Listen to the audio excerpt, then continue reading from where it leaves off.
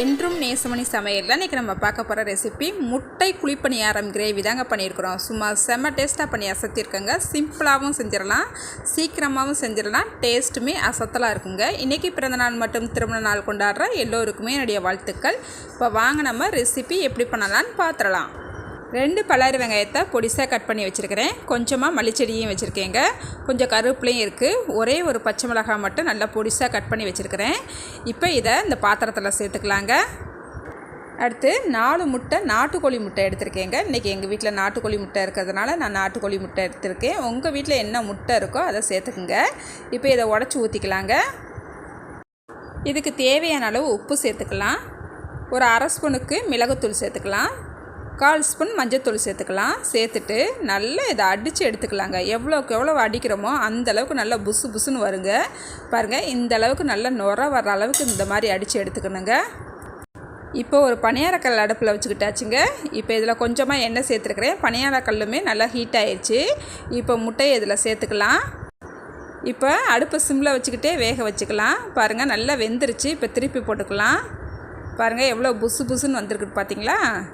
இப்போ அடுத்து நல்லா 2 பக்கமும் நல்லா வெந்துருச்சு. இப்போ எடுத்துக்கலாம். இது போல் நான் எல்லாத்தையும் ஊற்றி எடுத்துக்கிறேங்க.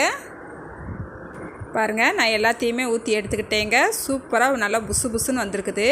இப்போ ஒரு கடாய் அடுப்பில் வச்சுக்கிட்டு இதில் ஒரு 2 ஸ்பூனுக்கு நல்லெண்ணெய் விட்டுக்கலாங்க. கூடவே ஒரு அரை ஸ்பூனுக்கு பெருஞ்சீரகம் சேர்த்துக்கலாம். 2 கிராம்பு சேர்த்துருக்குறேன். ஒரு சின்ன பட்டை சேர்த்துருக்குறேன். கொஞ்சமாக கருவேப்பிலை சேர்த்துக்கலாம்.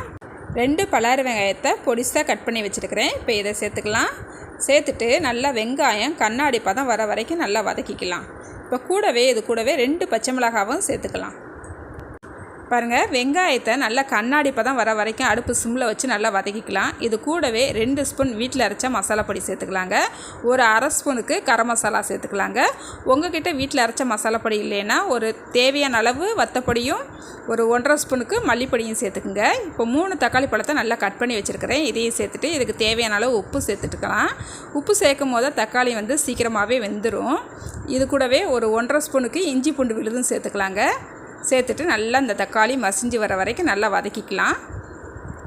பாருங்கள், தக்காளி நல்லா மசிஞ்சு எண்ணெய் நல்லா பிரிஞ்சு வந்துருச்சு. கொஞ்சமாக தண்ணி சேர்த்துக்கலாங்க. தண்ணி சேர்த்துட்டு ஒரு தடவை நல்லா கலந்து விட்டுட்டு கரெக்டான அளவு உப்பு இருக்கான்னு ஒரு தடவை செக் பண்ணிக்கலாம். இதை மூடி வச்சு ஒரு 5 நிமிஷம் கொதிக்க விடலாங்க. நல்லா மசாலாவோட பச்சை வாசனை போகட்டும். நல்லா எண்ணெயும் நல்லா பிரிஞ்சு வந்துருச்சு. இப்போ ரெடி பண்ணி வச்சுருக்கிற முட்டை பணியாரத்தை எடுத்து இதில் சேர்த்துக்கலாங்க. சேர்த்துட்டு நல்லா ஒரு தடவை கலந்து விட்டுக்கலாம். கலந்து விட்டுட்டு ஒரு 2 நிமிஷத்துக்கு மட்டும் மூடி போடலாம்.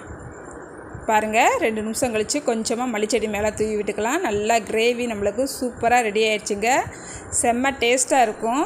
நல்லா சாதத்துக்கு, சப்பாத்திக்கு, தோசைக்குன்னு வச்சு சாப்பிட்டிங்கன்னா ரொம்பவே அசத்தலாக இருக்குங்க.